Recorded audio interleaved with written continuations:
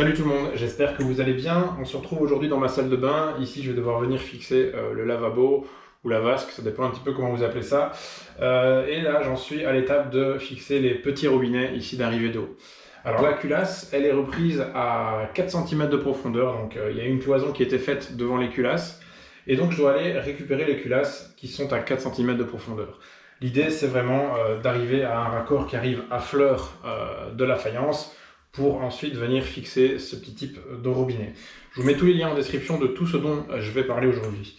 Alors, il existe heureusement des allonges. Alors une allonge, ça ressemble à ceci. Dans ce cas-ci, ce sont des culasses en 1,5, donc forcément, ce sont des allonges 1,5, et elles existent en différentes tailles. En général, on va par demi-centimètre, mais parfois, il n'y a peut-être parfois pas des 25 mm. Donc il faut combiner deux allonges ensemble pour arriver à la mesure que l'on veut, mais ça va de demi-centimètre en fait, de 5 mm en 5 mm. Donc dans ce cas-ci, pour exemple, j'ai une allonge de 15 mm, une allonge ici de 4, c'est ça que je vais avoir besoin aujourd'hui, et j'en ai des plus longues de 5 cm. Alors ces allonges, forcément, il va falloir aller les visser assez loin derrière la faïence, donc à 4 cm, et c'est parfois assez difficile. D'autant que d'apparence ici, les manières de visser sont un peu semblables, mais on va voir ici dans cette vidéo que elles sont semblables, mais il y en a parfois ici, par exemple, elle est un peu plus grande, donc on ne sait pas toujours quel outil utiliser pour les visser. Alors il y a 3 techniques pour visser ce genre de choses. On a dans un premier temps ici une clé étagée, c'est une clé de chauffagiste. Une clé étagée, je vous mets les liens en description, ça peut toujours être super utile en tout cas. Ça vient s'emboîter sur une clé à cliquet ou un racagnac, ça dépend comment vous l'appelez. Et puis tout simplement, on vient l'enfoncer et puis on peut serrer. Vous voyez, ça correspond parfaitement à l'emboîtement qui est ici. Voilà. Seulement, le seul inconvénient pour ce genre de clé étagée, c'est que malheureusement, si vous avez une allonge un peu trop longue, eh bien voilà, elle tourne dans le vide, ça ne sert strictement à rien.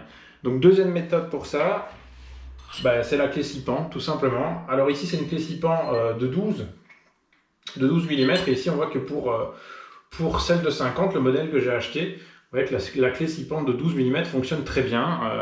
Voilà, elle pourrait fonctionner en tout cas pour cette allonge-ci.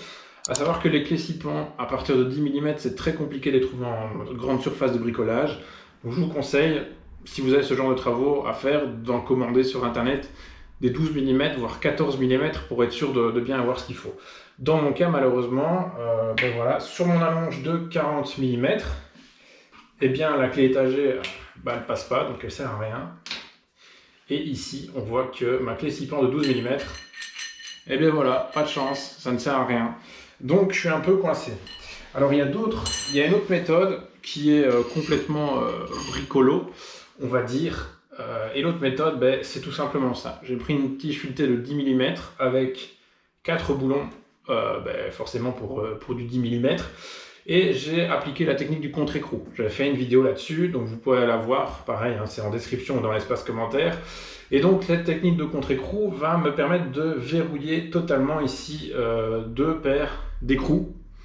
Et on voit que par chance ou pas, je ne sais pas, que les écrous de 10, eh bien, ils viennent parfaitement se caler ici dans mon allonge de 40 mm. Et donc tout simplement,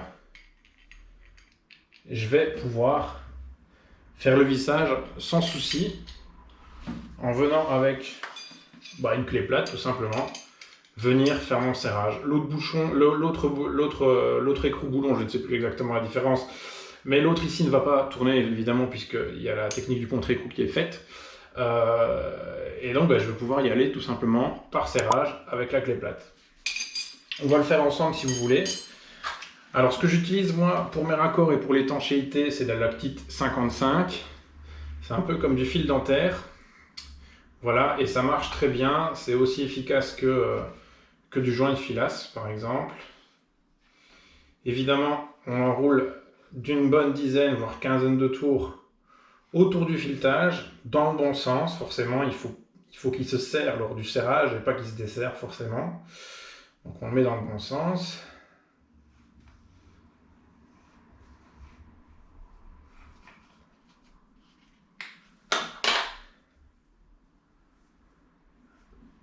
Voilà, donc ici, on voit que j'ai mis mon joint d'étanchéité. Et puis tout simplement ici, avec ma tige filetée, je vais aller donc le placer. En fait, j'ai un peu axé avec mes doigts au début pour prévisser, on va dire, le raccord. Par contre, après, bah, forcément, j'ai plus aucune force avec mes doigts. Et donc, je viens le faire avec ma tige filetée et ma clé plate, tout simplement. Alors évidemment, c'est un peu compliqué à faire, mais bon, c'est pas le genre de boulot non plus qu'on doit faire 10 fois par jour.